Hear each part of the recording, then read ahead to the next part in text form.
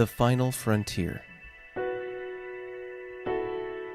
These are your adventures as you explore, seeking out new life and civilizations,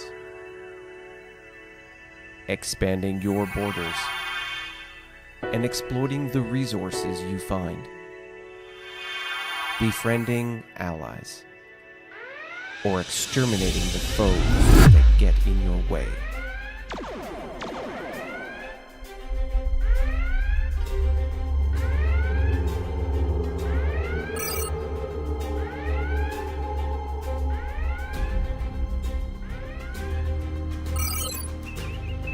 Contact detected entering sector. Configuration unknown. Assessing.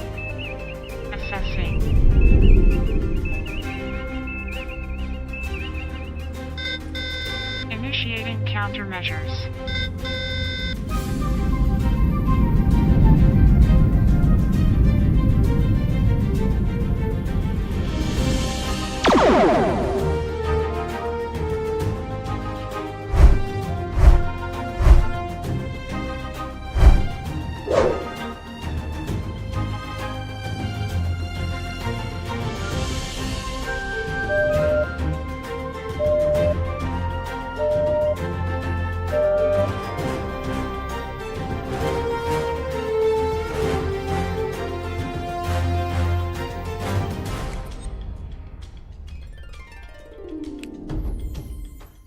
Ladies and gentlemen, boys and girls, welcome to Star Trek New Worlds. My name is Tony. Thank you for joining us here on a couple days shy of New Year's Eve on Saturday at 11 o'clock in the morning Pacific time. If you are brand new here and wondering what in the world is Star Trek New Worlds, it is a turn-based strategy game that we play here online with you today on Facebook, Twitch, and YouTube Live. We play it using or inspired by the rule set of Federation and Empire as published by the Amarillo Design Bureau. And the magic of the map that you're about to see is brought to you by Vassal. Just as we are getting started here, in today's episode, we are going to be discussing New Horizons, one of 3 concurrent campaigns that we have going on at the moment. In today's episode, it's about to be a new year. And so, naturally, we're discovering new worlds and exploring new civilizations.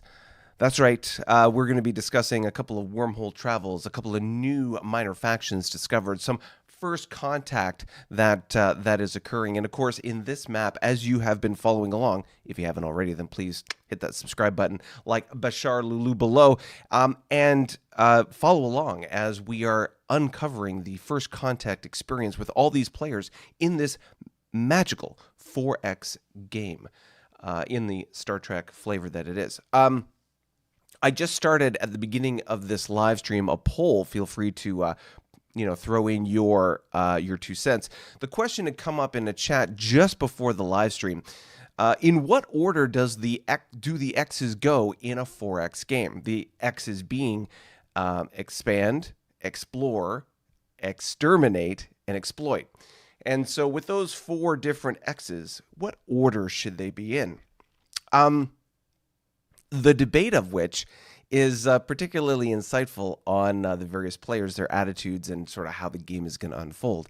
It is, considering the personalities involved, it is always exciting and entertaining to have that discussion. But I'm curious what you think with regards to the poll that's in the YouTube chat right now. So if you are catching us live on YouTube, then go into that poll, put in your 2 cents. What do you think is the first thing that should be in there with regards to the X's? And then, of course, we can chat as to the following X's and in what order they happen on our Discord channel after the show. If you would like to be part of that conversation, then please feel free to head over to coffee.com.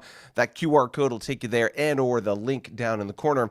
Head over to coffee.com/New Worlds, and you can join us at the Coffee and Discord link and partake in our bitter banter, chat back and forth, and witty repartee that occurs on this show or after this show on our Discord channel. And of course, anyone who is part of our community in Discord gets first dibs on new campaigns when they get started.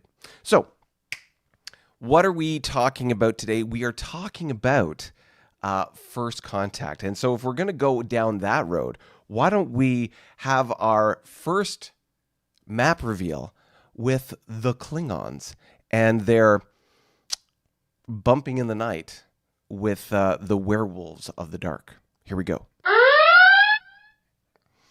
All right, ladies and gentlemen, here we are. This is the Klingon map in Star Trek New Worlds. You will note particularly on this map, there is a little bit of green on the east side. That's not money coming their way, but it could be something else. We'll see how that goes. Yes, there's a little chit chat that we'll discuss as we go forward. So let's do the important stuff right off the bat. We're going to talk about EP and fleet cap. There's the EP and the fleet cap right there. Whoop, there we are. So the Klingon in this game is at 69.5 for their economy. 69.5 is how much money they're making per turn. The fleet cap, they have 46 ships in their fleet with a total attack of 112, total defense of 229. Ooh, okay, so up until this point, the Klingons have been, give or take, the biggest boy in the game. We'll see how that goes forward. Remember, 46 ships with 112 attack and 229 defense, 69.5 on their economy. All right, let's zoom in a little bit and get a closer look. So we can see here on the East Coast, we've got two known Carnarvon resources. That's the green with the yellow highlights. If we take away the ships real quick, you can see there's a couple bases, Klingon bases, providing and supporting the logistics of going to the east. We bring those ships back. You can see, what do we got? We got a couple of large exploration freighters with a convoy in the back. These are sort of non-combat ships. You notice the lack of an attack factor there. We've got some other large exploration ships, and then Emperor Fleet and the Tholian Border Squadron. Let's take a quick look at what the Klingons have on the border. So Emperor's Fleet, boom. Look at that massive fleet. It is one theater transport. Again, no offensive firepower on this on this beast of a ship. Wow. Okay, so Emperor Fleet is robust, shall we say? The Tholian Border Squadron. Well, we're gonna see what this is like. Okay, hold on. We've got, where do I find Tholian? There we are. Tholian Border Squadron. Okay, Tholian Border Squadron. You can see here is one cruiser, which is a D4. That is a 4 attack, 6 defense ship, and 8 destroyers. These are the F4, 3 attack, 4 defense ship. Probably one of the best destroyers in the Y era in this game. So the F4 is 3 attack, 4 defense, and he's got a total of 8 of them. So that's pretty good. That's a pretty good combination of ships and, of course, a cruiser to command them. The cruiser has a command factor of 8. So with the 8 ships in the destroyer line, and the one ship, which is the D4, that's a complete battle line right there for what the D4 can control. So that's one whole battle line brought to the border. Interesting to note. So that's what they have on their side. Notice that we can't see any Carnarvon ships at this point from the Klingon map. It'll be interesting to see when we get to the Carnarvon what they have.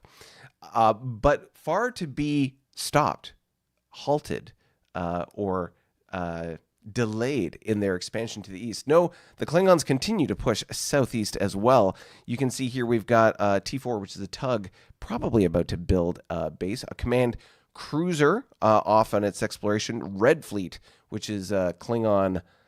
Let's see, I bet you that's the Duras area, Duras Red Fleet. So we've got an exploration survey ship, which is that little yellow diamond there, the D3E exploration ship.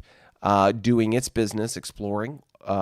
Beside it is a large exploration freighter. And then Battle Group Blood, which I'm going to just throw out there, is probably something similar. Okay, we've got a cruiser and a destroyer doing the Battle Group Blood business down in the corner.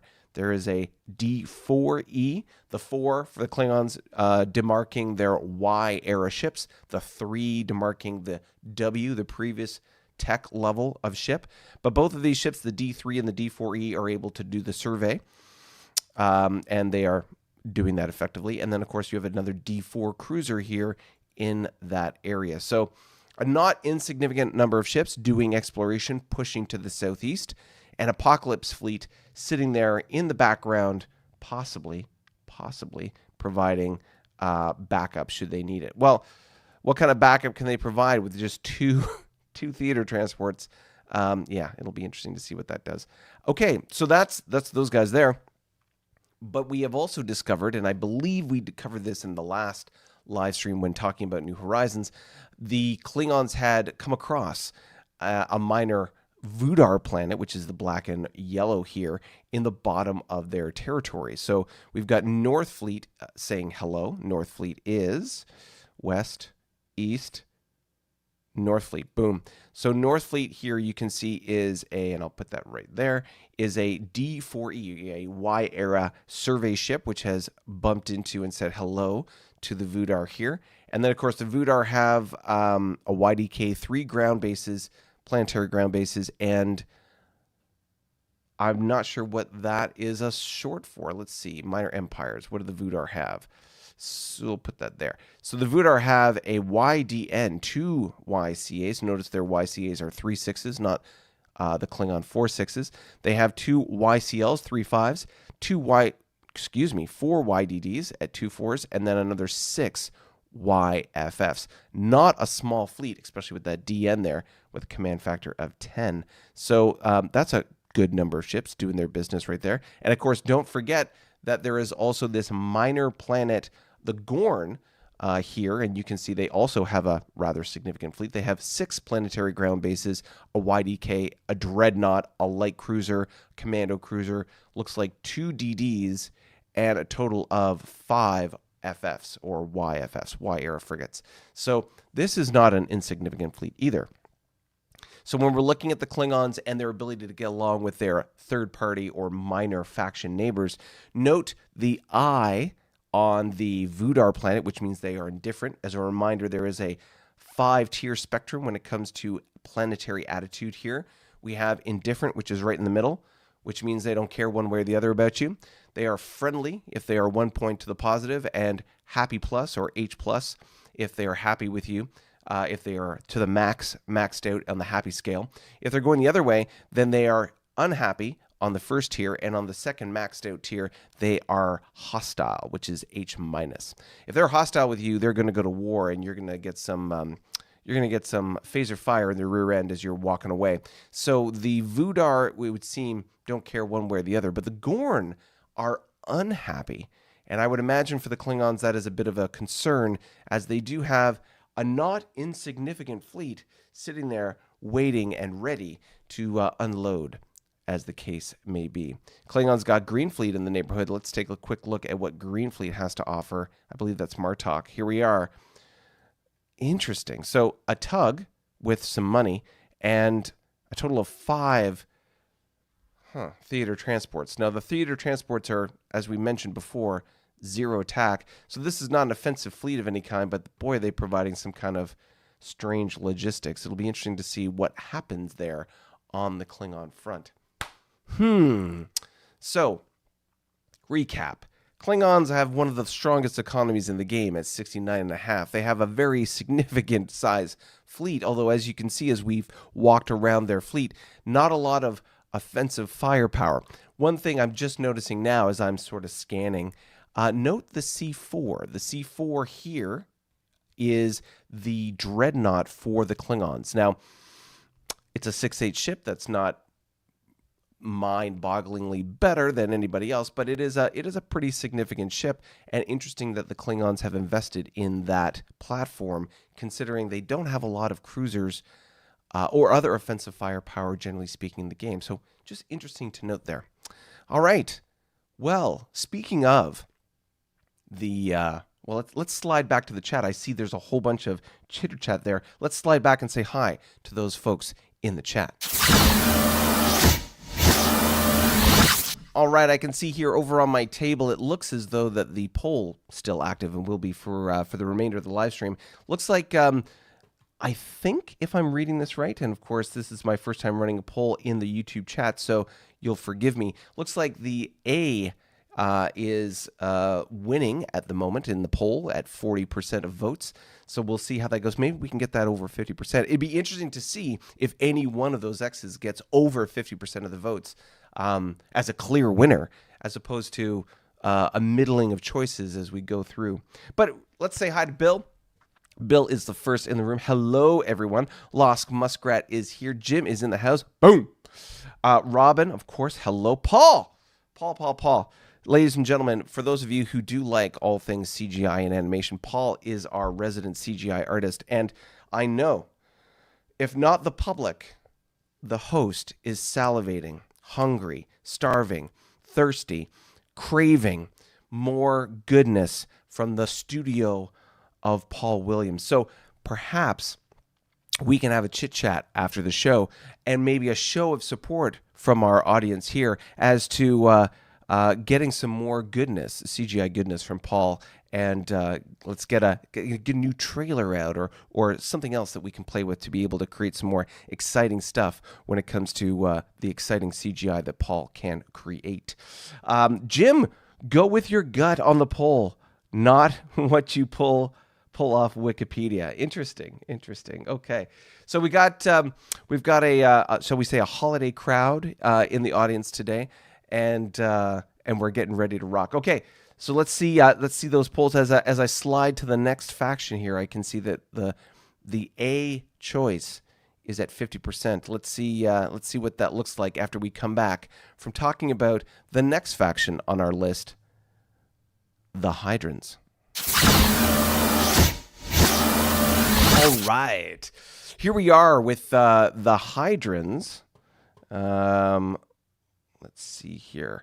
Okay, the Hydrons are look at this. They've got some trade in there. There's a little bit of an ion storm, so a little bit of weather and some exciting stuff going on. Let's start with the EP and the fleet cap. Let's not hold back. You can see the Hydrons are floating at 44.5 EP right there. 44.5 EP is the Hydron economy. They have 41 ships. Interesting to note, 41 ships versus the Klingons' 46, with a total of 87 attack, 174 defense. Notice the difference between the 174 defense factors and the fleet cap of 182, suggesting there may be a crippled ship or two in that collection. All right, let's take a little bit of a closer look here. Let's pull away the ships real quick so we can look at their base infrastructure. You can see some very regular distancing here. First 2, then 3, working their way north with the YBSs. We've got a smattering of bases to the east and the west, I guess. It's when I look at the Hydron base distribution, it's very interesting because there's no clear rhyme or reason as to why they go 3 hexes or 2 hexes respectively, but nonetheless, they've got quite a bit of coverage, as you can see here, and at least 1 YDK. And I'm curious why, like the location of that YDK, what motivated the Hydrons to build it there and when they did. Bringing back the ships here, we can see quite a constellation of fleets. Now, we know that the Hydrons have put a lot of their exploration ships into these various fleets. So just as a highlight, let's go to the Iridium fleet here. Hydrons. Always trying to find. It's funny, we have different modules or different variations in Vassal for the different games that we play. And the menu, the location of each faction is a little different in every one. So I'm always looking for the right for the right selection here. Okay, so Iridium. I'm gonna say shiny. No. All right, Iridium is obviously in the metal fleets, I guess. Maybe. There we go. All right, so we got all the metal fleets here. Let's expand this a little bit more. And there we go. Okay, so we've got Iridium.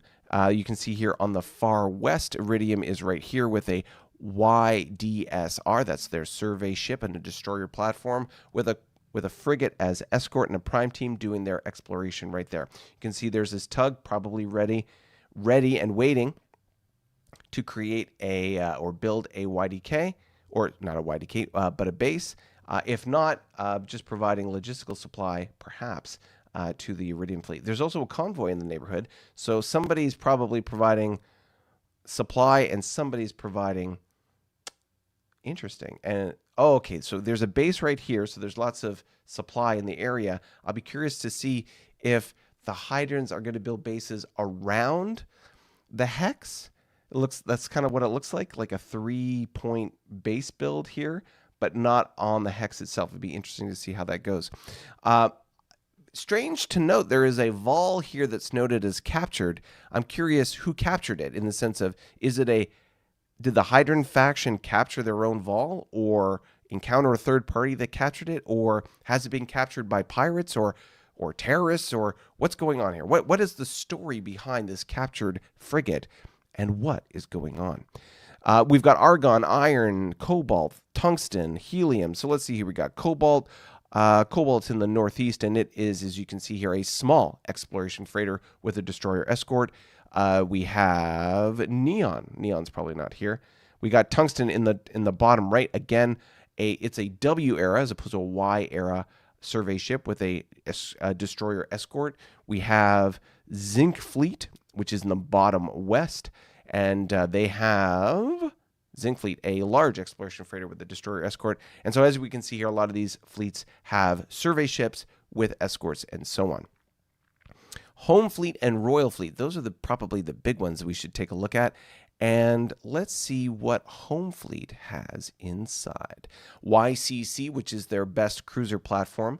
The GRN is their normal cruiser baseline. It is a 3.6. The YCC, which is the same era technology but command cruiser, is a 4-attack, 6-defense ship. You can see they have a destroyer there and 4 musketeers. The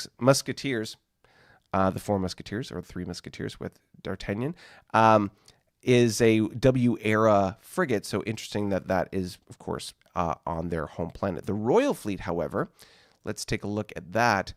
Let's see here. Where would I find that? I see reserves, home fleet, expeditionary, old colony squadron, noble fleets maybe? There we go, Royal Fleet. So Royal Fleet is a vol with a diplomat.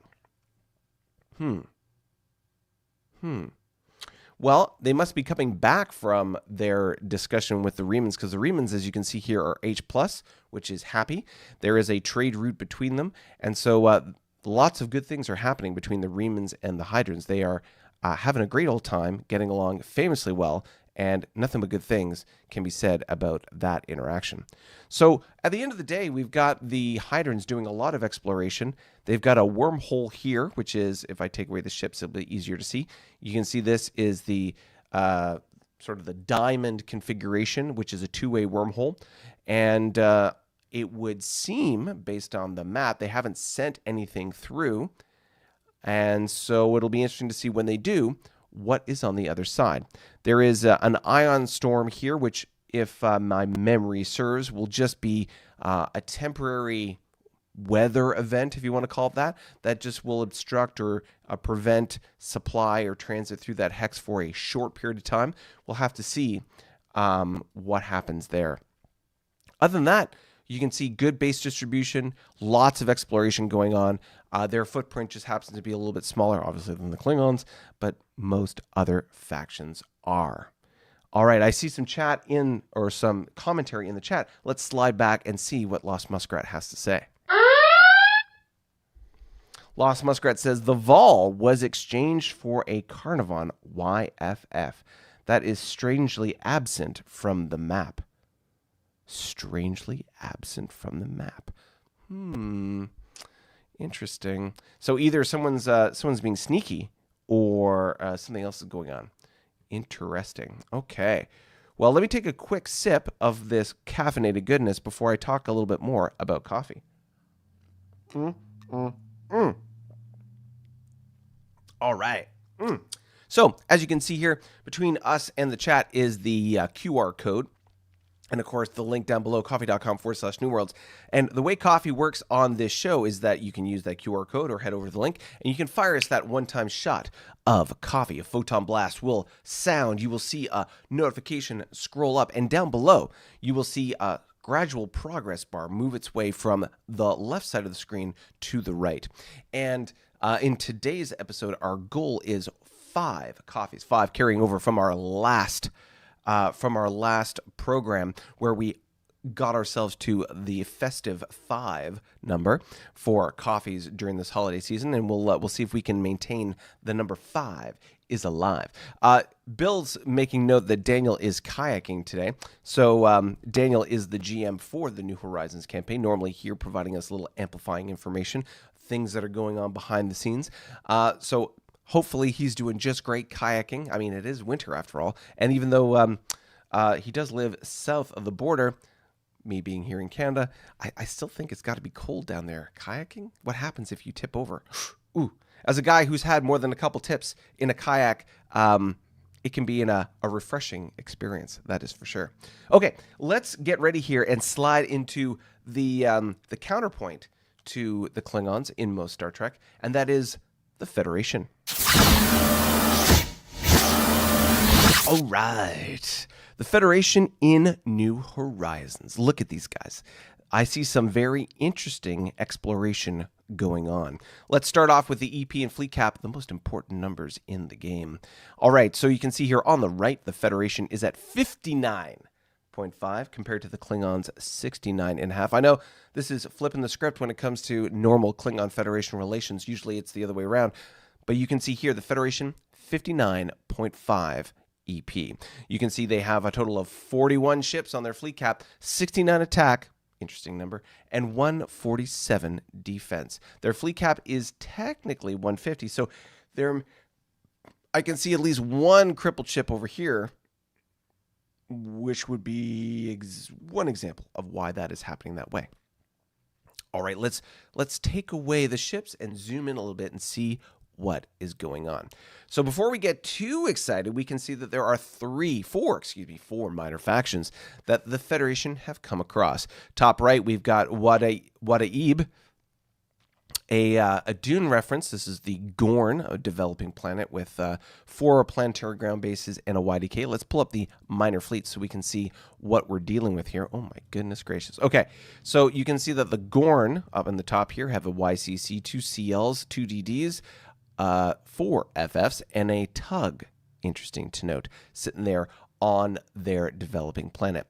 Over on the far left, you can see here Antropia, that is a Vudar planet, again, also a developing planet. You can see they have a command cruiser, interesting to note it is a 3.6, a YCL at 3.5, 2 YDDs, and 4 YFFs. As we keep going down, you might be confused that Alpina might be Romulan. Note, that is the Riemann faction, their combination of red, black, and white. You can see they have a a dreadnought, which is the KC4, along with a cruiser, the D4+, 3 destroyers at the KF4, and 6 of their frigates. Interesting. And let's just take a look. They have a YDK as well, and 3 planetary ground bases. Lastly, on this list, we have a minor planet. Is that yeah? Okay. So the Remans are developing. The Romulans are a minor planet with 1 planetary ground base. They have a YDK. Their fleet is a Vulture, which is their dreadnought, one of the best in the game at 7.8. YWB, which is a cruiser, probably some of the weaker ones in the game at 4.5. They have 3 destroyers at a total of 9.12, and of course 4 YSNs, which are their frigates. So as we do the panorama here, the Gorn are indifferent, couldn't care one way or the other. The Vudar seem to be unhappy with the Federation, with a 1 YBS and 1 planetary ground base. The Remans, again, indifferent, couldn't care one way or the other, 3 planetary ground bases and a YDK. And the Romulans absolutely hate the Federation. I guess that's sort of on brand for them. But they are 1 planetary ground base and a YDK. So if I'm the Federation, I might be a little concerned that Vulture and company might reach out. Boom! Ladies and gentlemen, a coffee has been fired. We have seen it's Let's Be Friends. I have a sense of who might have sent that. Okay, let's take a quick celebratory sip and lubricate and stimulate. Oh,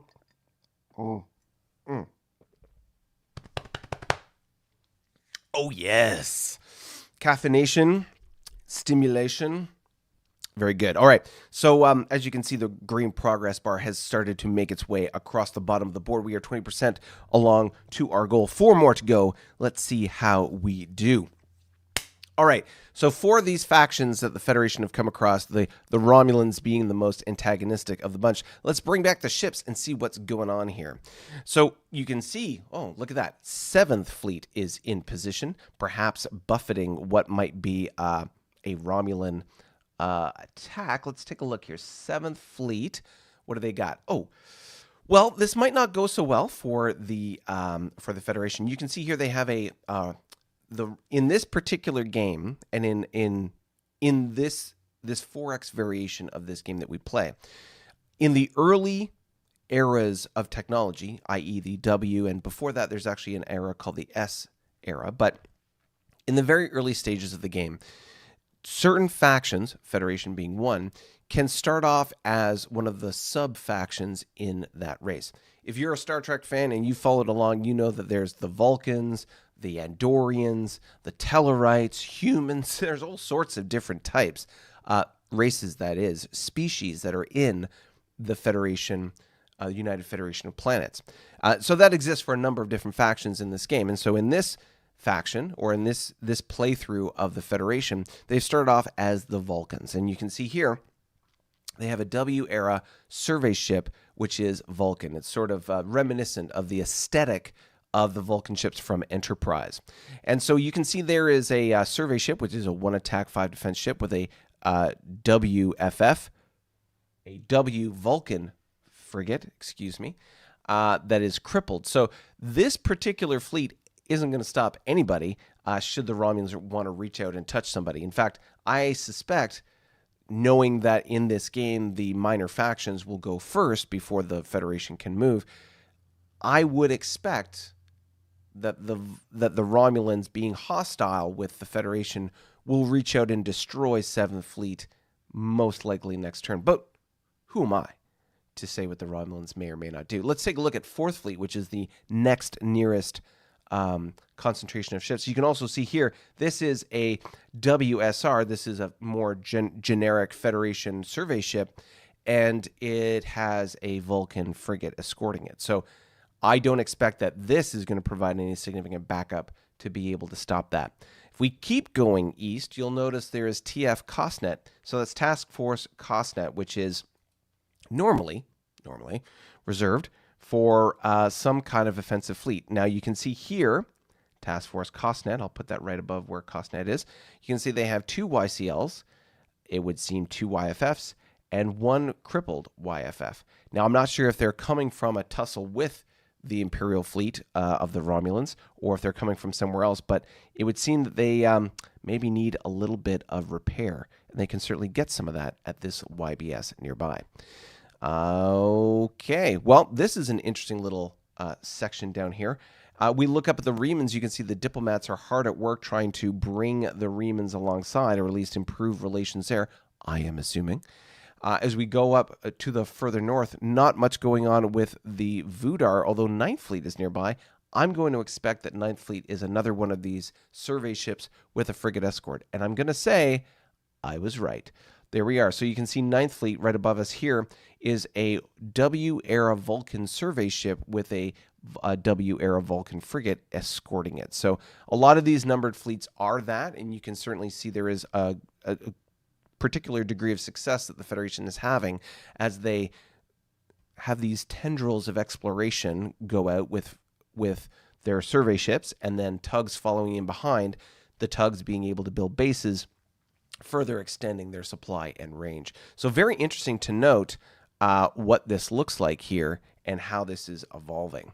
As we come further to the sort of center mass, you can see they've got the Federation, that is, has a one-way wormhole, or a gravity well, right here. That is, the triangles pointing in is a gravity well. That's an innie, not an outie, and that'll go somewhere. You can see here over on the side an example of the outie, or the exit point for that gravity well. We don't know where the hex is for that exit point, but we do know that it would seem as though the Federation have sent something through it to find out what's out on the other side.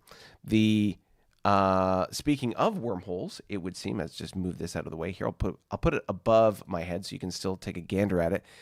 It would seem as though there is a gravity well with an F beside it. I don't see an F. If I take away ships and bases, I don't see an F gravity well here. Oh, interesting. Okay, so the gravity wells and wormholes that are located on the right side here are all, or at least the top two, are located in unknown locations. But it would seem that the F gravity well doesn't have that hex question mark on it. So I'm going to assume something has happened whereby the Federation now knows that there is a gravity well exit point here in what'll be a couple hexes away from their hotel wormhole. So that's interesting. And they have a frigate that's gone through it. Interesting. Very interesting. Huh. Okay. So we can see here they've got a two-way wormhole, which is the H or hotel. And we don't know what's on the other end of it. I'm assuming they have, the Federation that is, have gone through it and they know what's on the other side. But the GM is just holding that behind the curtain so that we just can't quite tell just yet. As we go through the rest here, we can see we've got Home Fleet making its way to the west, perhaps to deal with Remans and or Romulans. Who knows? Perhaps Home Fleet has the real... No, I mean, it's not nothing, but you can see Home Fleet, which is right here on the map. You can see just below me here. Has a command cruiser, 2 CLs, and 2 frigates in that fleet. So not a lot of ships, but definitely not nothing. So it's heading this way. Looks like Alpina is a label here. So I'm going to assume that they're on their way to Alpina, which is right here. Interesting. So it would seem as though the interaction with the Romulans is very recent, and that there has been, shall we say, a diplomatic faux pas that's occurred, or bad roll, and something bad is going to happen there, perhaps in the next couple turns. Interesting.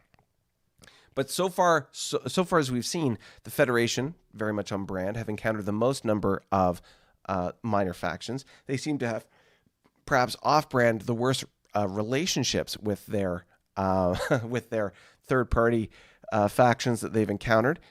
But it would seem that there's a lot of transiting through wormholes and things that they've done, a little different than some of the other factions. And they're certainly encountering something on the other side. What they are encountering, whether that's player factions, we will have to find out. I see some chitter-chat from Bill Smith. Maybe he'll give us a little insight on what's going on. Let's slide over to the chat and see what's going on. All right, so I can see, so Robin, not tendrils, open hands in friendship. So Robin, our coffee inspiration for the day, thank you very much. So, but you can see that very much on brand for the Federation. Robin is all about extending the hands of friendship, olive branches, and so on. Jim, understandably, looks at that and says, pincers, I think we know where he stands on which order the X's are when it comes to the 4X game. But Bill says, ISC and I have made formal hellos. He then jumped through a gravity well in my space. Look and see the ISC YDN that is now fed. Interesting. So when we get to the ISC, we'll see what that looks like. Very interesting little telegraph there as to what's going on. Okay, well, as we move our way across the borders, let's say hello to our green friends who have bumped into the Klingons. The Carnivon are the next faction on the list. Let's slide over and say hello. Goodness gracious, I had to zoom out because that is a lot of density right there on that map. Let's pull up the EP and fleet cap because I'm going to need a little something to be able to sift through all that green goodness. All right, Carnivons are sitting at 66 EP, just a little bit below the Klingons at their 69.5, but they have more ships at 52 total ships at 117 attack, 236 defense. Their defense and fleet cap matching. Boom! Coffee has been fired.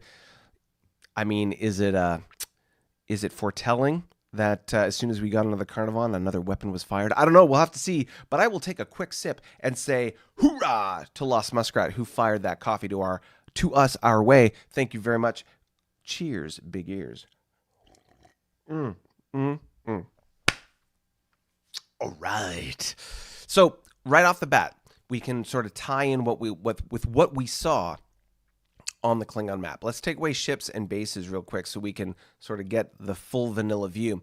You can see on the far left here, and I'll zoom in for a little bit easier to see, you can see this is a Klingon colony.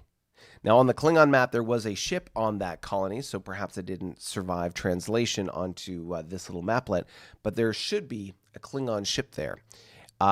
If memory serves, it was theater transport. Non-hostile, non-offensive firepower kind of ship. So there's a ship on this colony right here. Let's bring back the bases, and you can see these two resources for the Carnivon are exactly where they were relative to where they were on the Klingon map. So that is their point of contact for sure. You can see here as we move to the east, we've got a number of bases facilitating contact and logistical supply into that area.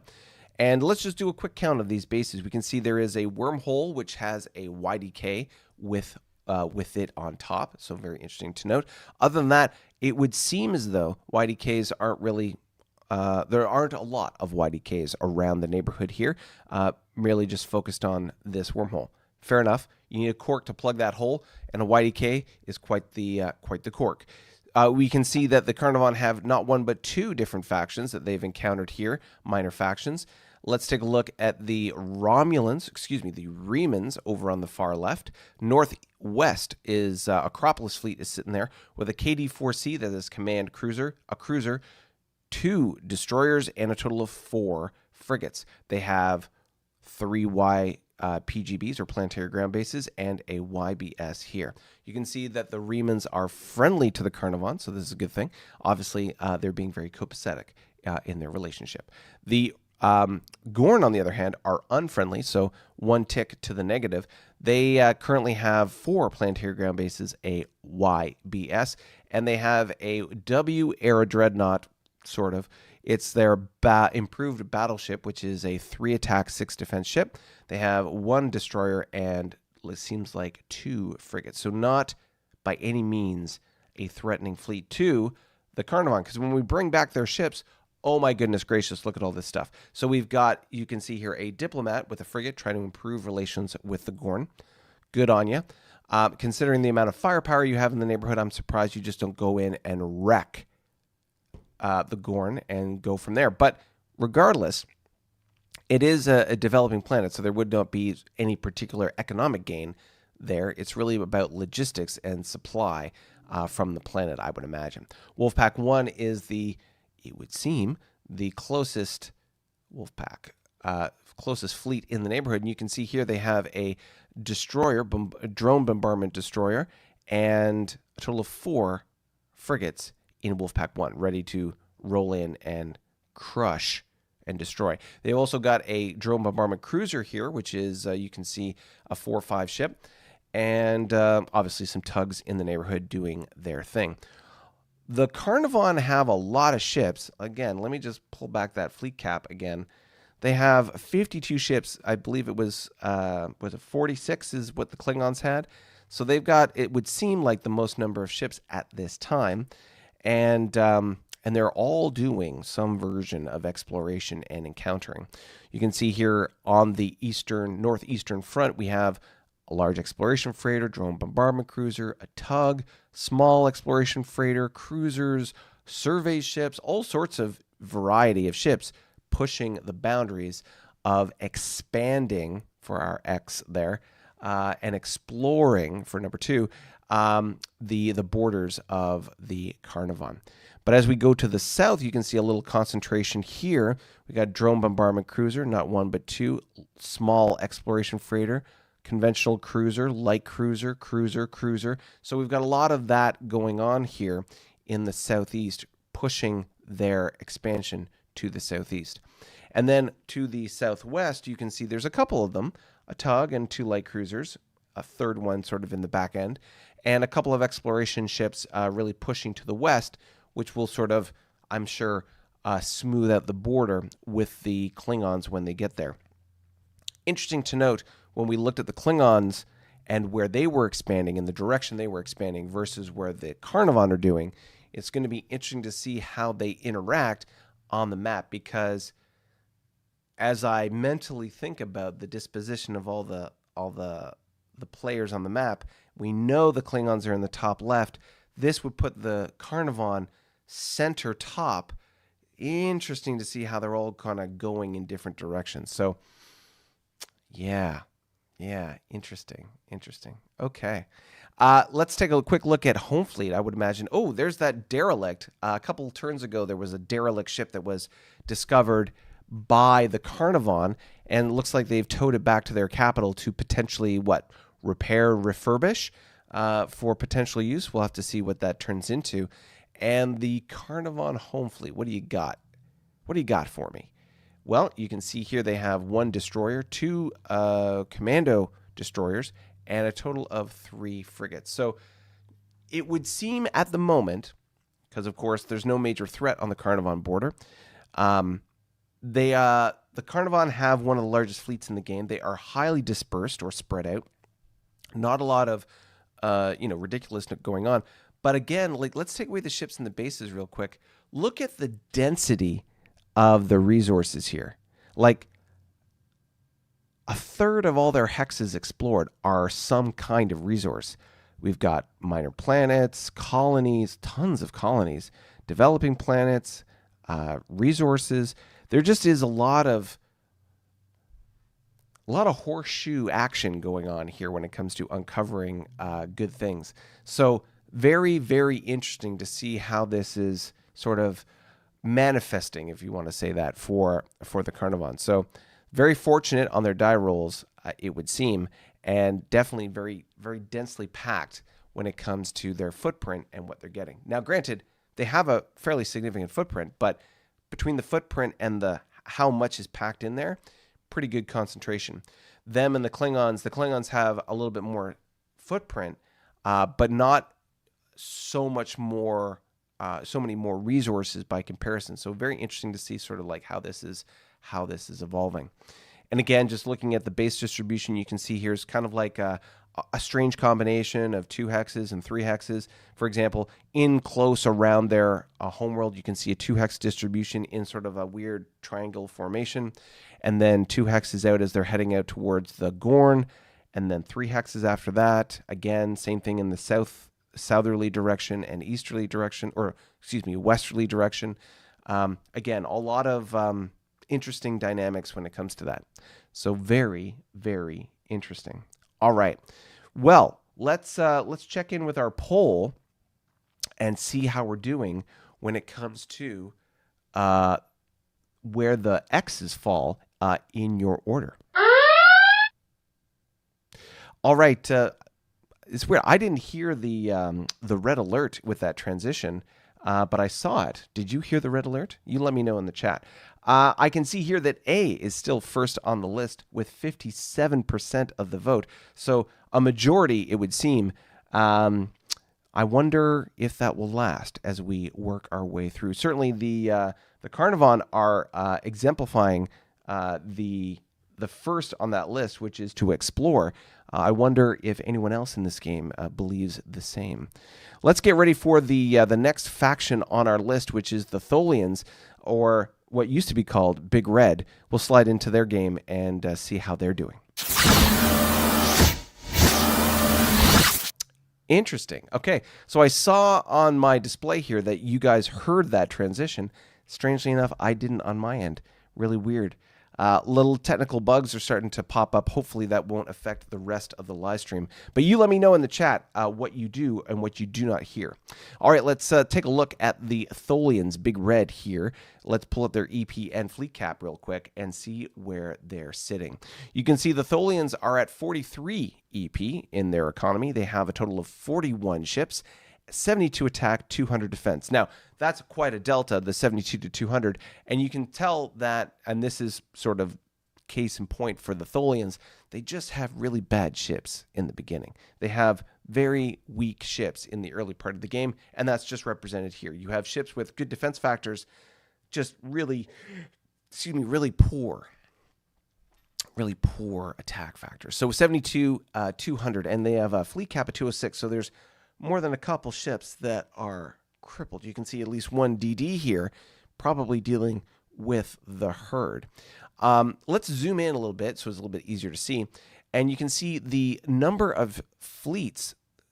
Interesting. They're all survey ships, or like survey fleets, as you can see them labeled, and they're all pushing hard to the north and northeast. Interesting. A little bit to the south. You can see here you've got 2 small exploration freighters going south and 1 survey fleet going south. But really, the big push for the Tholians is going north. I'd be curious why, obviously, like where we think they are on the map and why they're going in that direction. Interesting. I mean, I'm not sure. I don't know that I've really spent a lot of time thinking about where they are based on their exploration, but based on this, and let's pull away the ships and the bases real quick. Look at their distribution. It would seem as though they may be in the bottom left. They're pushing up north and to the east. That might make sense. If they were anywhere in the middle, it wouldn't necessarily make sense they'd be pushing towards the northeast unless somehow they're really close to somebody. And certainly if they're on the east side of the map, it wouldn't necessarily make sense for them to push east up to the edge of the galaxy. So I can only guesstimate that they might be in the bottom left of the map. We'll have to see. We will have to see. All right, so let's pull away the ships but keep the bases, and we can see we've got a small collection of YBSs. 1, 2, 3, 4, 5, 6. Base being completed here over on the far east, and down below we've got a Reman faction that they've encountered. The Remans are a developing planet. They are indifferent. They have 4 planetary ground bases and a YDK. Let's pull up the fleet and see what they got. They've got a KC4, which is their dreadnought cruiser with the KD4 plus, 3 destroyers with the F4 plus, and then 6 E2s, which are E2 plus, which are their frigates. So considering the disposition of the Tholian forces, and again, let's just pull up fleet cap real quick. The total number of ships in the Tholian fleet is 41. They have a total attack factor of 72. The Remans have 11 ships in their fleet, and their attack factors are more than half of the Tholians. So just think about that. The combat effectiveness of the Tholians versus the Remans would be problematic, to say the least.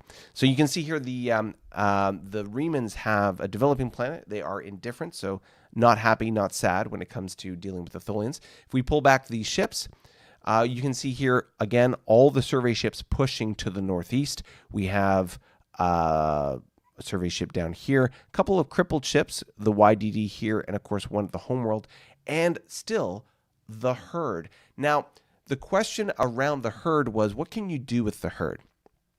Can you, from a role-playing perspective, can you, like an animal husbandry thing, can you harvest them in some way? Or do you just need to kill them and sort of like, mine the resources of their carcasses or something like that? It'll be interesting to see how that pans out. Of course, the person who would most likely be able to give us an answer to that question is currently kayaking, so perhaps not the best opportunity to be able to answer that question today. However, the herd is, it would seem, a little bit of a challenge for the Tholians, as more than a couple ships have been crippled as a result of their interaction with the herd. What's going to happen next? I don't know. I don't see any large fleet in a position to be able to take them out. Let's take a quick look at Tholian home fleet. That may be the only fleet able to do anything. Okay, so we can see here home fleet is off on its own, nowhere near the herd, although it's within 4 hexes of the herd, so it can move and intercept. Y airships can move 4 hexes. So we've got, in this particular fleet, 2 cruisers at 3-6 apiece. They have a total of 8 destroyers at 2-5 each. A Y-era patrol craft, which is 1.5, 3, and then a commando cruiser or commando ship as well. So, I'd be very curious to see what they do with this. I would imagine home fleet would make its way and deal with the sheep, unless perhaps the sheep are a non-threat, a non-issue, and are not becoming any kind of problem for the Tholians, and perhaps they just want to ignore them and focus on exploration. Interesting if they are, because who are they looking to bump into? Very clearly, they're working aggressively to find somebody. Who is it they're looking to find? We'll have to find out. All right, let's slide straight into the next faction here. We're going to pull up the Lyrans. This is the Lyran faction in the game. Again, our Lima Bean exploration pattern. A couple of interesting notes here. First of all, what's that? That's a Carnarvon ship. I seem to recall somebody telling me that the Hydrons traded for a Carnarvon ship and the Carnarvons traded for a Hydron ship. The Carnarvon ship was strangely absent from the Hydron map, but look at what we have here. We have a Carnarvon YFF. Now, on the Carnarvon map, we didn't see anything that indicated that there was a YFF somewhere bumping into something. That could have been a little bit of the GM keeping something behind the veil. This could be a legit Carnarvon ship encountering the Lyrans. Are they encountering them through a wormhole, a gravity well, or something? I'd be very interested to find out. We can see here there's definitely a Federation ship that's done something and encountered them in some way. Where did they come from? I can't quite remember. I want to say I saw them show up, but where did they come up from? I guess I'd have to go back and check out some of those other live streams and see. You let me know where that YFF is coming from and put it in the comments after the show. I'd be interested to find out. All right. So let's pull up the minor factions and see what we got here. So we know that if we pull away, EP and fleet cap. Look at me getting distracted. Okay, so EP and fleet cap.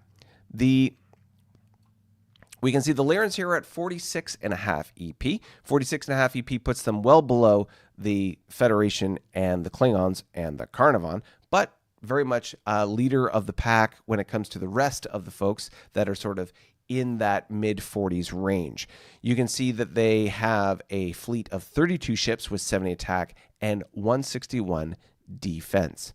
Okay, so let's take a look at we'll take away the ships and the bases real quick so we can see who's who in the zoo. The Riemann planet here, which is a developing planet, is Happy Plus. So there's obviously been some diplomatic efforts between them and the Lyrans, and they're getting along famously. The Riemanns currently have a fleet of W-era ships with a command cruiser, 2 frigates, early-era frigates, or maybe we'll call them destroyers, and 2 early-era frigates. So these are all W-era ships, and they seem to have a convoy that's banking EP. The Gorn, on the other hand, are indifferent. They couldn't care one way or the other. And they have a command cruiser, all Y-era ships, command cruiser, light cruiser, 3 destroyers, 6 frigates, and again, a convoy with some banked money. Interesting. Let's bring back the bases real quick, and you can see, I'll zoom in, make it a little bit easier to see here. So we've got 1, 2, 3, 4, 5, 6. A very thin distribution of YBSs or bases. Oh, there's another one here. Sorry. 1, 2, 3, 4, 5, 6, 7. So 7 YBSs built. Again, very thin distribution. This is sort of like pancake lima bean formation. And So where are they? I feel like this is like the middle of the map on the bottom. This is my guess. I don't know. We'll see. But they're pulling this this pancake formation, and they're seemingly doing very well with it. If we pull back the ships real quick, you can see they're really pushing hard on exploration in this northeasterly section. Granted, with a pancake, almost everything is north or south, but you've got a lot of push here with 1, 2, 3, 4, 5 survey ships with some tugs and convoys in the background providing supply. There's a commercial convoy on its way to the Gorn planet. That must have come from the home system, so it's taken a while to get there. But in a couple turns, they may be able to establish a trade route with the Gorn. That'll be good. You can see here 1, 2 survey ships moving in a northerly direction. Almost nothing to the south. Huh? Interesting, eh? Nothing to the south, like exploration freighter here. You've got a survey ship to the west, and that's pretty much it, right? You've got a cruiser, but 1 survey ship. Bang. And then a little bit of exploration here. So there's a lot of push to the northeast and a little bit to the north, but nothing really too much on the sides, and definitely nothing to the south. Very, very interesting. Of course, I'm just churning in my own internal monologue here as to what's going on with the Lyrans. Where are they on the map, and what are they trying to accomplish? Do they know something? Do they know where somebody is? Do they think they know where somebody is? Are they looking to bump into somebody specifically? I don't know. It's going to be interesting. It's going to be interesting one way or the other. Okay. We got 3 more factions to get through here. Let's. I see some crazy chatter there. Let's jump back into the chat, and then we can come back and wrap up our turn recap. Here we go. All right. Okay, so Daniel said, this iteration of the game, kill and harvest. This is referring to the herd for the Tholians. Kill and harvest for EP. Next iteration may be something else. Okay. Lost Muskrat says, that is not the Carnarvon ship that was traded. It is a different Carnarvon YFF that previously went through a gravity rift. Interesting. So for those of you who do things all chat-wise, it would seem as though Lost Muskrat sent that message and then retracted it. But obviously it still showed up on the live stream. So interesting, just interesting to note. Because I don't see it in my chat, in the sense I see it was pulled back, but it's obviously on the screen there. So interesting. Okay, Robin says the YFF in Lyran space came through a fed gravity well, exit point off the west of the Lyrans. We're hoping for peaceful discourse, maybe a repair. Wink, wink, nudge, nudge, say no more. Okay, so the Lyrans may have a bit of a hub of transit possibilities if there is a gravity well, because gravity wells can potentially turn into two-way wormholes. And it would seem something's happening with the Carnarvon as well. So interesting. I have so many ideas now that I'm thinking about it. So hold on. I'm just going to pull up the Carnarvon map real quick. Where is the Carnarvon map? Because when we looked at the Carnarvon map, we didn't see a frigate.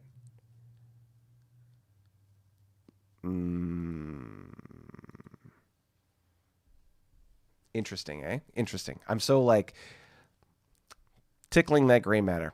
So we'll have to figure out what's going on from the Lyran perspective, what's going on with this Carnarvon and then this Federation ship and how that's all sort of working its way out and how they're all going to get along. Very, very interesting. Okay. Petty says, watch out for the alternate universe Gorn. They are very aggressive. Different game, my friend. Different game. So again, we have 3 concurrent campaigns that are going on. The 3 campaigns are New Horizons, which is what we're discussing today. Splintered Will, which will be next week. And then there is Imperial Stars, which is our 3rd campaign that's had a little bit of a hiccup, but is getting back on track in the new year. So these are all things to think about and discuss, and yeah, we'll see how that goes. Okay, let's run into the next faction on our docket, which is the ISC.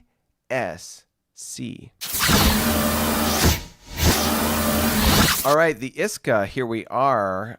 Very interesting sort of footprint here. I will scroll them down just a little bit. We'll pull up EP and fleet cap right off the bat. You can see the ISC are at 41.5 on the EP scale. Their fleet is 22 ships, 57 attack, 117 defense. All right, let's take a look at what we got here. Interesting as far as where they're located. You see this WVSR. That's the W-era Vulcan survey ship.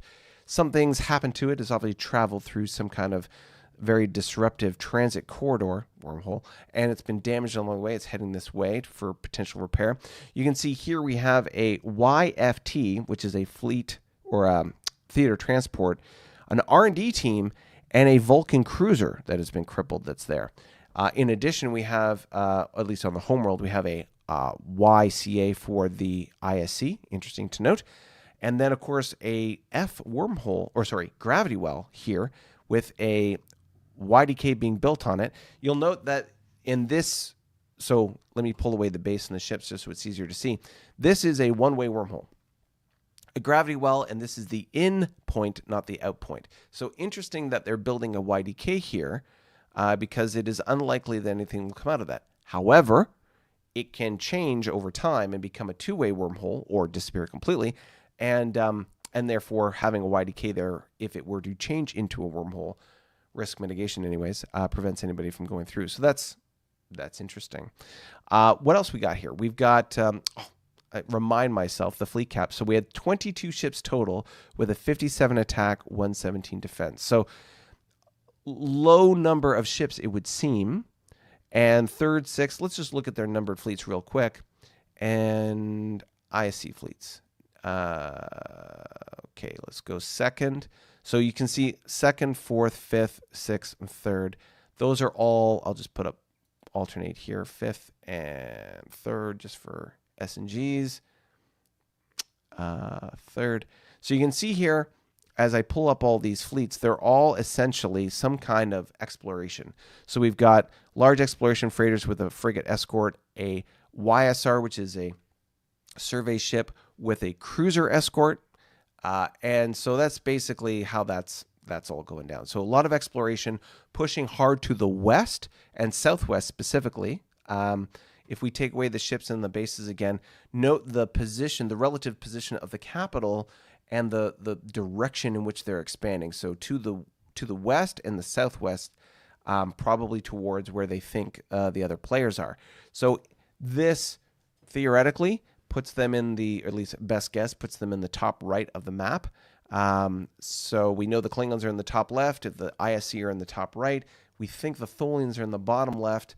Then who else is where is the question mark, and we'll have to figure that out as we kind of fumble forward. If the Carnarvon we know are next to the Klingons, and the Klingons are on the top left, and there's three on the top, the Carnarvon are probably sitting middle of the road in the top of the map. It goes 3, 3, 2, 3, 2, 3, or is it 3, 2, 2? I think it's 3, 2, 2, 3. Oh dear. Anyways, so yeah, the ISC probably middle, bottom, Tholians bottom left, Klingons top left, Carnarvon top middle, ISC top right. Who's the bottom right?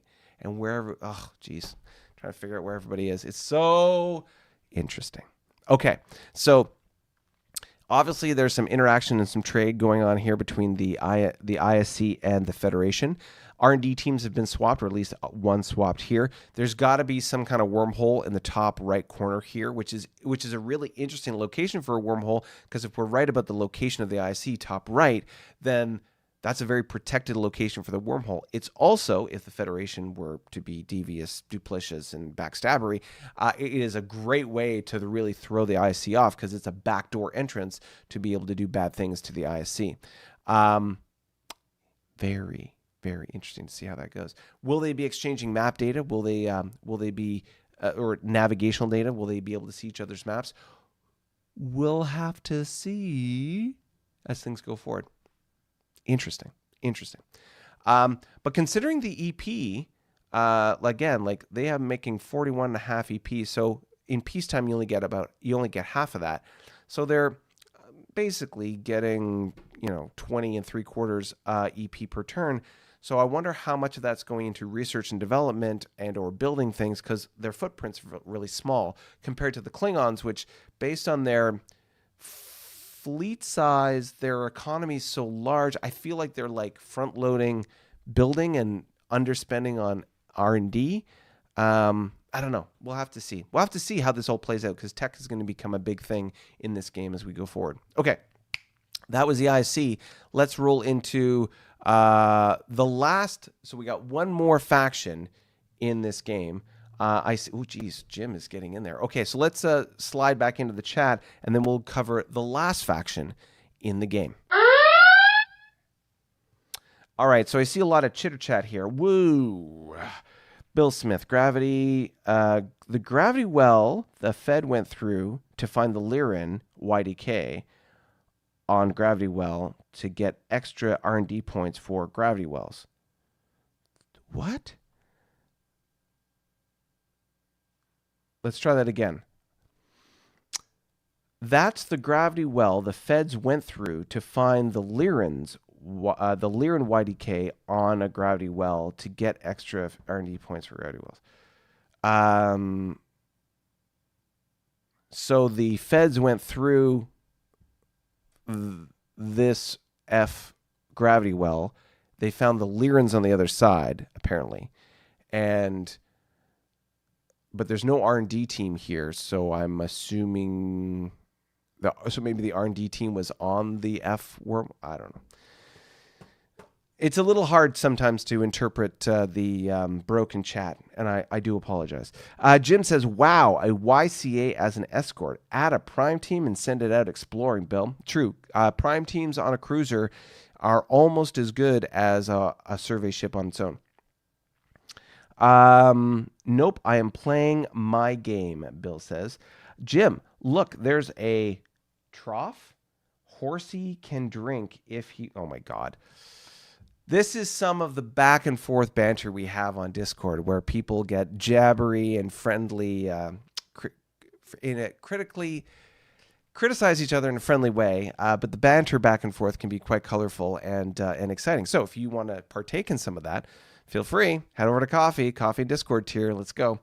Okay, so Robin says devious, duplicitous, backstabbery. What words are these, friend? I think these Vulcans are truly Romulans in disguise. Doing research on the wormholes, gravity wells, Bill Smith says. Yeah, okay, but I don't see there's no R&D team there. There's no R&D unless there's something in Destiny Fleet. Let's take a quick look.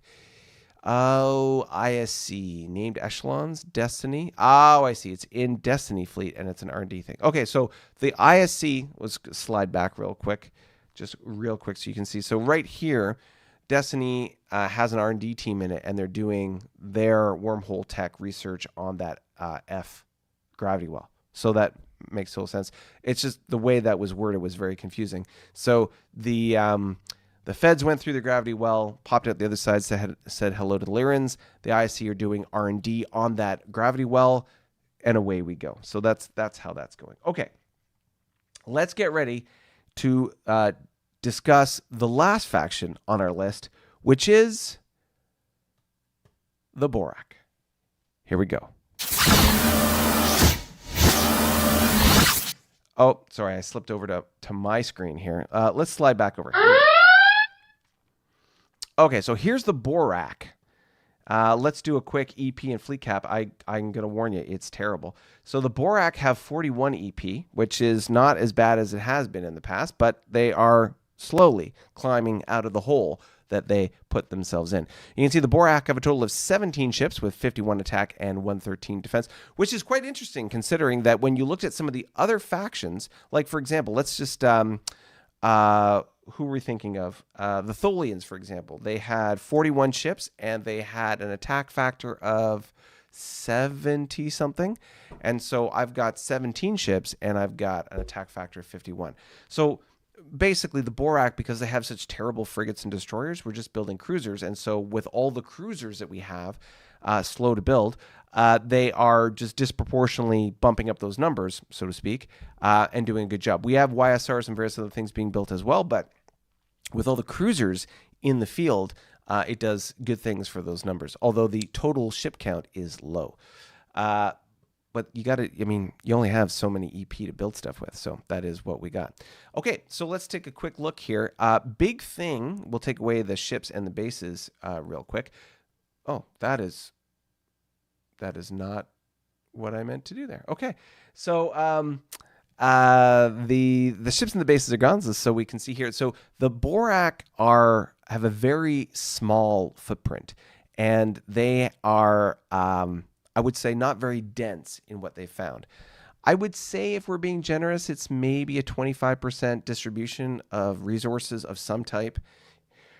Excuse me, in the footprint that they have, but I digress. Let's talk about who we've discovered. So in recent days, or in recent turns, we have discovered 3 planets, which in the past 4 turns is pretty good.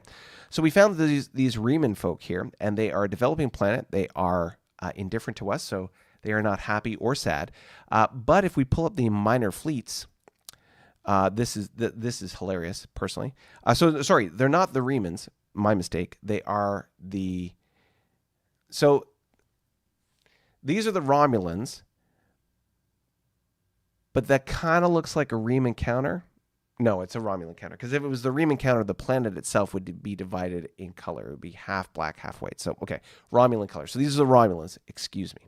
Romulans. You can see here they have a Vulture, which is their dreadnought. They have a YWB, which is their cruiser, 3 destroyers, and 3 frigates. If we bring back the bases real quick so we can see what they got, they've got 3 planetary ground bases and a YBS. Boom! Somebody has fired a coffee. We are almost at our goal. Who was that? Photon fired. BIE War Fund. Yeah, geez, boy, do we need the money. Do we need the money? Let's go. All right. We're 60% towards our goal. 2 more coffees before we hit it. Let's rock and roll. Okay, here we go. We've got a YBS and 3 planetary ground bases for the Romulans. They have the best dreadnought in the game and a bunch of support ships. But they're not happy or sad with us, so we're getting along famously with them. Now, before or just after we discovered these Romulans, we found these Gorn up here who are unfriendly with us. And boy, did they, when we first, shall we say, walked on their grass, they told us to get off. And they have quite a few mutts in the yard to be able to push us back. You can see here they have 5,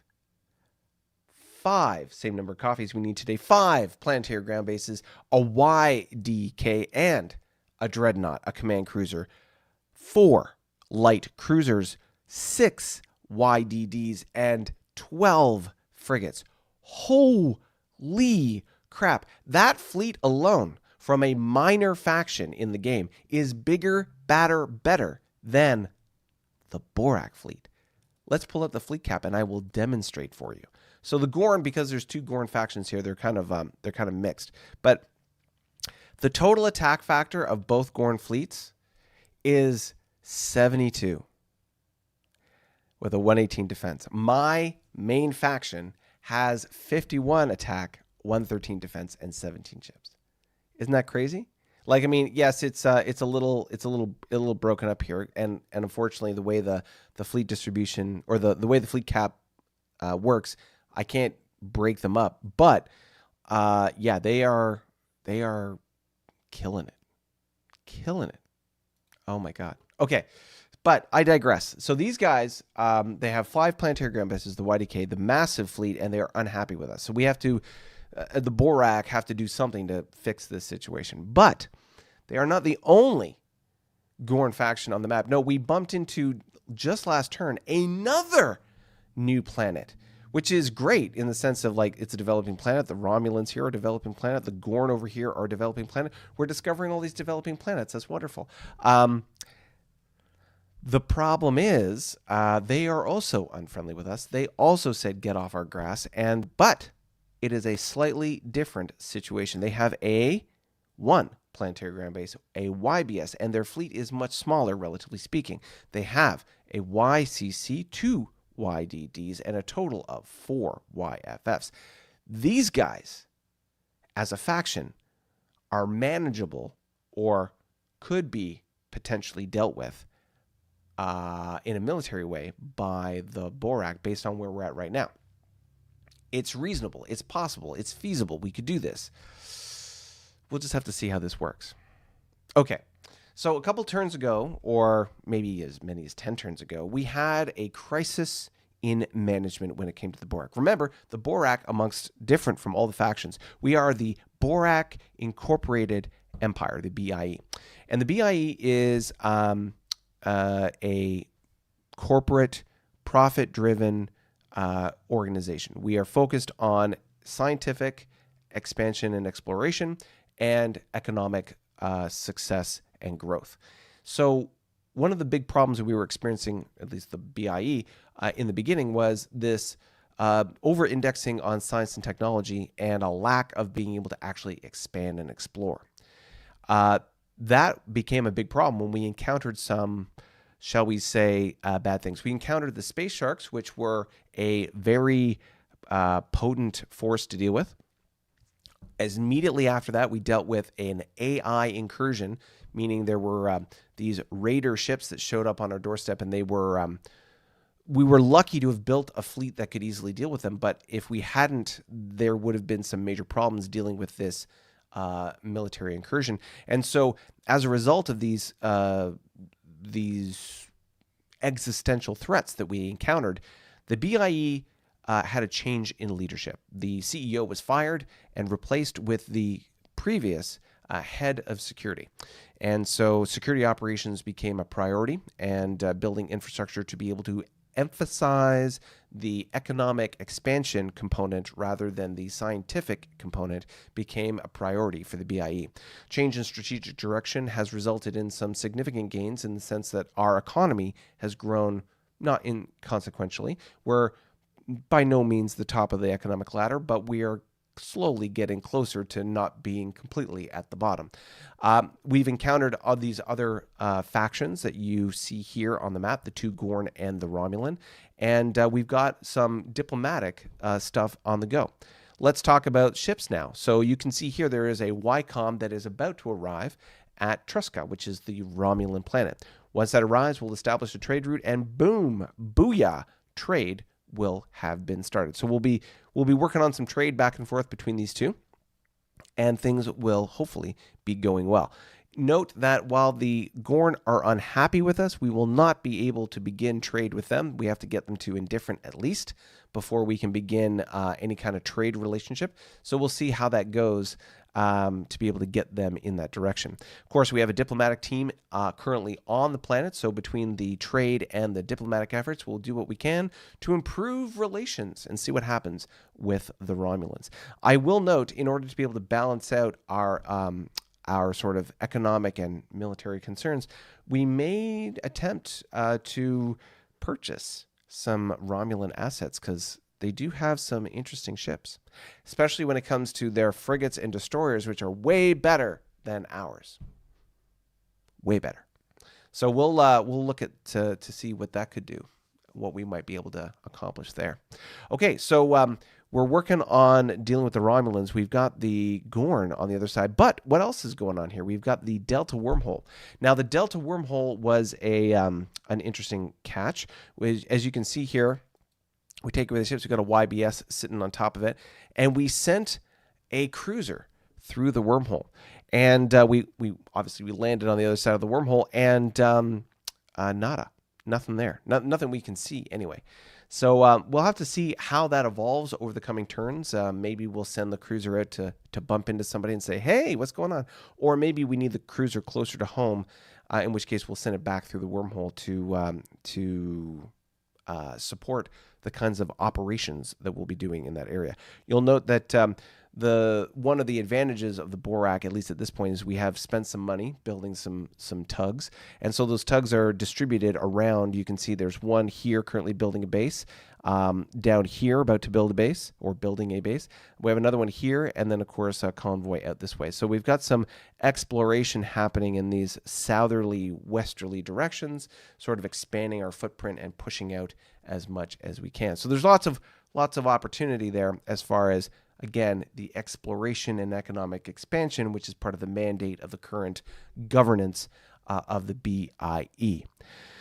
But let's face it, boys and girls, the Borak are way behind the curve, especially when you look at like factions like the Carnivon and the Klingons. I mean, Klingons have 46 ships. They have still, even with their, let's take a look here. The Klingons with their fleet cap, they've got 46 ships and 112 attack compared to our 50-something with 17 ships. The Carnivon, by example, where are the Carnivon? Carnivon, where are you? Carnivon, your fleet cap, look at this. I mean, again, these are the big boys, but 52 ships, 117 attack, 236 defense. I mean, oh my goodness.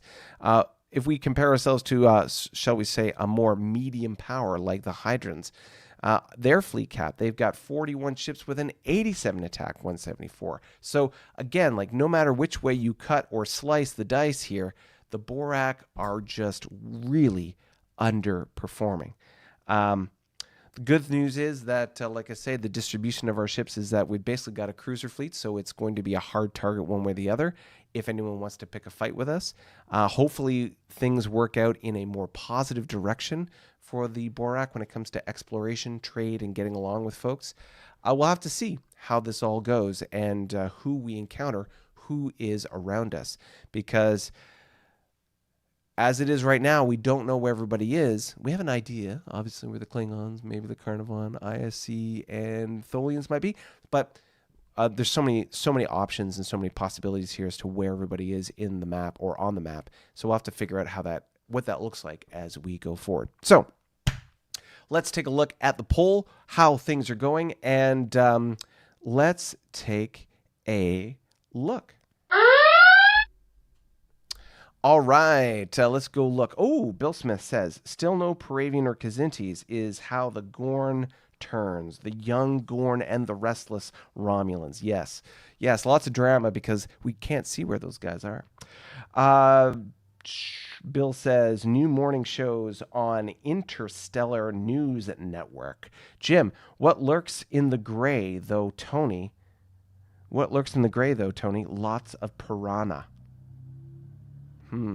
Did the cruiser not cripple? No, it did not. Going through the wormhole? What can I say?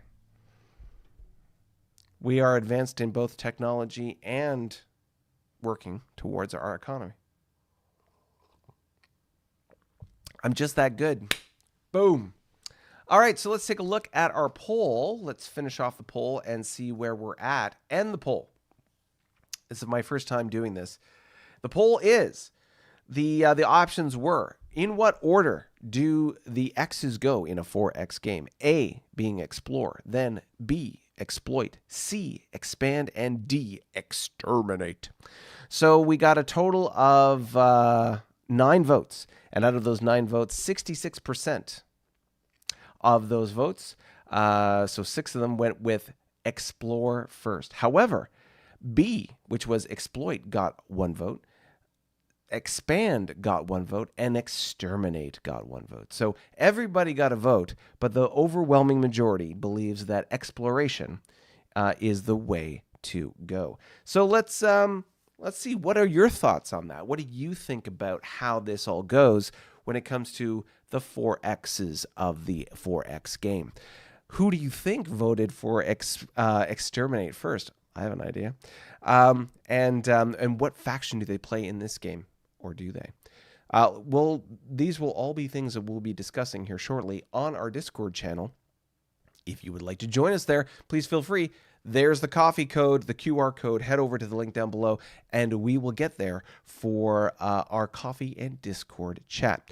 Looks like today we hit 60% of our goal. Kind of ties in with how many folks want to explore rather than exploit, expand, or exterminate.